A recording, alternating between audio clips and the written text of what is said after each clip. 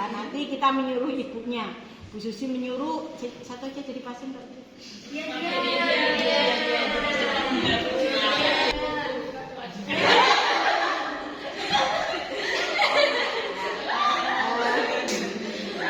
Sudah ya, kita mulai ya. Jadi permisi dulu Ibu sekarang datang untuk melakukan pemeriksaan payudara ya Bu.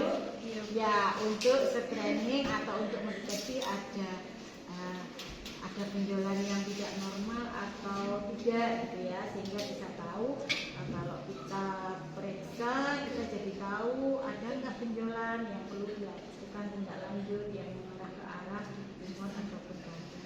Itu Ibu akan selama melakukan pemeriksaan. Tapi sebelum diperiksa mungkin kita kaji dulu riwayat keluarganya ada nggak yang punya penyakit tumor, penyakit kanker payudara atau penyakit tumor kanker yang lainnya ya, untuk melihat itu. Kemudian kita tanya tadi apa, menstruasinya mulai kapan, mencari apakah dia punya risiko atau tidak. Kemudian sudah menikah atau belum, punya anak atau tidak, menyusui atau tidak ya. Jadi dilihat dari usianya gitu ya, apakah itu usianya usia risiko atau tidak. Karena di usia risiko jika menjadi seperti menopause harus dilakukan suatu tindakan yang rutin. Kalau sudah ibunya kita screening, kita mendapatkan hasilnya ya. Kemudian ibu diberitahu untuk pemeriksaan ini ibu harus melepas baju bagian atas. Ibu berkenan ya, kalau saya berkenan berkenan dia wedi nyauri yok bukan. Nah, oke. Untuk yang pertama Bu, ini kan Ibu udah dilepas ya. Ini saya memeriksa sekaligus mengajari Ibu biar nanti kalau di rumah Ibu bisa melakukan sendiri. Karena pemeriksaan payudara ini bisa dilakukan oleh wanita itu sendiri. Dan yang perlu Ibu ketahui, untuk pemeriksaan ini dilakukan pada menstruasi hari atau kita menghitung dari haid hari ke-7, hari ke-10. Biasanya mainnya bersihnya kapan Bu? 7 hari, berarti kemungkinan sudah bersih pada saat pemeriksaan, tidak apa-apa. Jadi hari ke-7 sampai hari ke-10 dari periode haid pertama. Jadi umpama haidnya tanggal 10 berarti periksanya tanggal 7, antara tanggal 7 sampai tanggal 10 ya Bu. Walaupun sudah berhenti haidnya atau sudah selesai haidnya. Kemudian untuk pemeriksaan ini langkah pertama yaitu sesudah dibuka pakaiannya kita melakukan periksa melihat atau inspeksi. Caranya, anggap ini ada cerminnya ya. Ini kan ada cerminnya. Ibu menghadap ke cermin. Ya. Terus pada saat menghadap ke cermin, yang perlu kita perhatikan adalah ukurannya. Dilihat ya Bu, itu ukurannya termasuk payudaranya yang besar.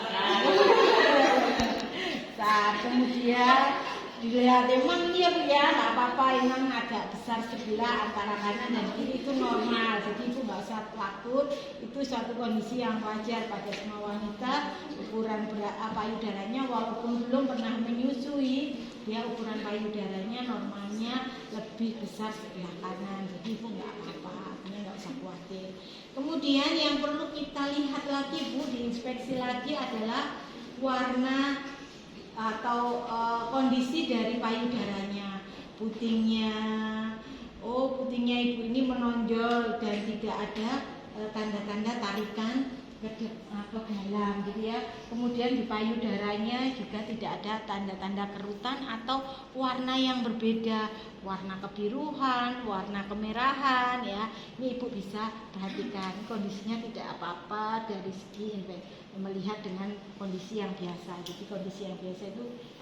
Kemudian kita lakukan gerakan berikutnya Bu. Kondisi kita coba cek kalau kita gerakkan tangan kita ke atas sambil kita perhatikan Bu, ada beda enggak di payudaranya?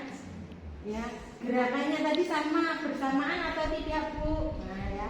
Kemudian menjadi berubah enggak bentuk payudaranya antara kanan dan kiri? Mungkin satunya ada agak turun sementara yang kanan agak ke atas. Nah itu kita cek Bu, kita perhatikan. Oh ternyata tidak ada. Selanjutnya Bu, kita dengan cara kita bungkukkan badan kita ya. Kita lihat payudara kita menggantung bebas atau tidak. tidak ya. Kita cek menggantung bebas atau tidak, artinya dia leluasa bergerak atau merasa seperti ada tahanan ya. Jadi kita lihat gimana Bu, bebas atau ada tahanan ya, bebas ya, terasa bebas. Kemudian kita berkaca pinggang ya. Kita lihat, kita agak dorong ini Bu, karena dengan agak didorong ini lebih leluasa bisa melihatnya. Jadi ini didorong ya, dorong gini maksudnya agak ke depan, jadi bukan cuma berkaca pinggang biasa tapi agak di ke depan. Sudah nggak telanjang sungguhan. Nggak usah malu karena nanti kalian harus begitu ke pasiennya. Agak kemudian diperhatikan lagi di depan kaca, apakah ada perubahan, menjadi berubah, menjadi kelihatan kok kayaknya ada benjolan atau tidak. Kalau kondisinya tetap tidak ada perubahan seperti awal, normal atau semuanya sama dengan yang di awal, coba kita dengan cara tangan dan telapak tangan ini ditemukan kemudian ditekan. Ini untuk melihat dikeraskan payudara kita. Ada perbedaan enggak? Ukurannya, besarnya, posisinya beda enggak? Ya. Ini caranya. Tangan ini nempel. Ayo semua ngikuti. Terus didorong ke sana. Ini dorong ke sana, ini dorong ke sana. Jadi kanan dorong ke kiri, kiri dorong ke kanan. Lihat bagaimana, adakah pembesaran ataukah ada perubahan dalam itu ukurannya. Kalau tidak, ya itu untuk pemeriksaan lihat atau inspeksi. Selanjutnya pemeriksaan palpasi atau diraba Bu. Posisinya kita bisa berdiri atau kita dengan tidur. Kalau posisi dengan berdiri, kita taruh ini tangan kita agak ke belakang biar ini leluasa untuk ini kita bebas. Kemudian kita raba dengan 3 jari kita. Ya, karena ini kalau kita ngomong saranis, nanti saya yang meriksa. Tapi kan sambil mengajar ini ya Bu. Jadi Ibu posisi berdiri ini kita bisa melakukan pemeriksaan. Nanti Ibu di rumah juga bisa lakukan pemeriksaan. Caranya dengan menggunakan 3 jari ini Bu. Yang kita periksa dulu adalah ini Bu, yang paling pangkal dulu. Ini kita raba pelan-pelan sambil kita rasakan apakah ada benjolan atau tidak. Jangan sampai kelewatan ya Bu merabanya.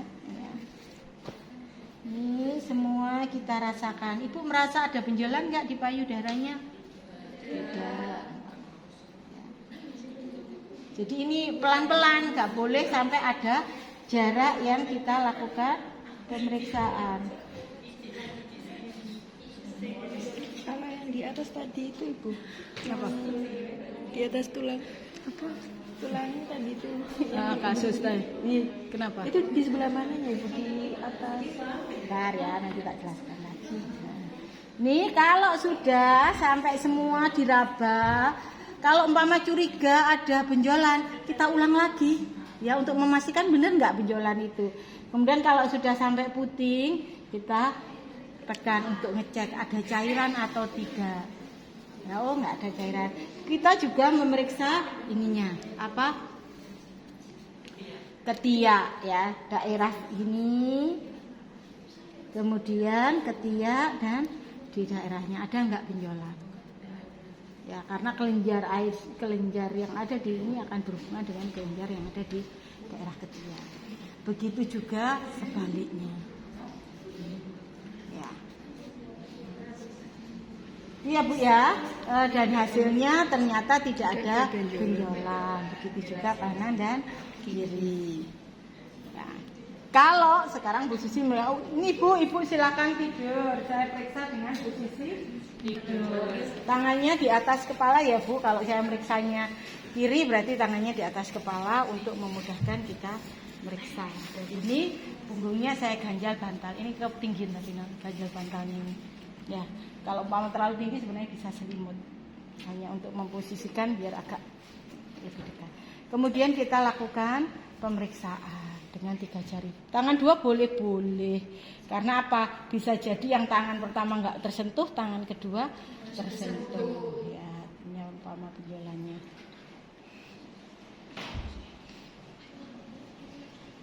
karena iya, semua harus tersentuh. Ya, kadang kalau payudaranya besar, bisa jadi kita nekannya lebih.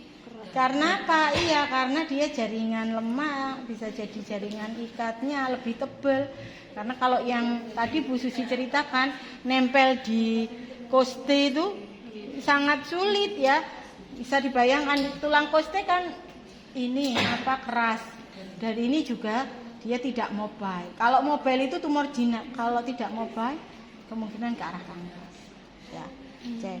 Jadi umpama di koste teraba, kan kita raba, oh enggak kok keras, kita goyang, ya enggak akan ada goyangan kalau itu CA, ya kanker kan memang dia mengakar sehingga dia tidak mobile, digoyang pun tidak bisa. Tapi kalau tumor jinak walaupun kecil, begitu keras aja genjolan kita dorong dia bergerak, itu lebih mudah merasakan dibanding nempel di koste kemudian mengakar, itu sulit untuk menentukan, ya. Kemudian baru dipencet. Terus selanjutnya di sebelahnya hal yang sama dilakukan. Kita kalau sudah selesai, kemudian kita juga perlu ngecek sebelum dipakaikan BH-nya lagi, cek BH-nya ada nggak bercak di BH-nya, pulau-pulau di BH-nya, menunjukkan ada cairan yang keluar. Kalau ada pulau-pulaunya, ya karena kan bisa jadi kita pencet ini karena sedikit sekali nggak kelihatan. Keluarnya waktu-waktu tertentu dan itu kita bisa ngeceknya dari BH yang digunakan atau brandnya. Ya, kalau sudah silakan Ibu gunakan pakaiannya. Oke, sudah. Nah.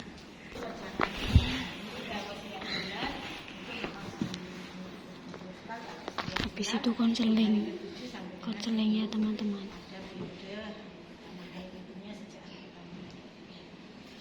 Kemudian kalau ibu itu faktor orang yang beresiko ya, nah, ibu harus lebih bisa menjaga kesehatannya kan, biar ibunya tenang. Seakan-akan mau beresiko itu belum tentu kena, tetapi punya resiko.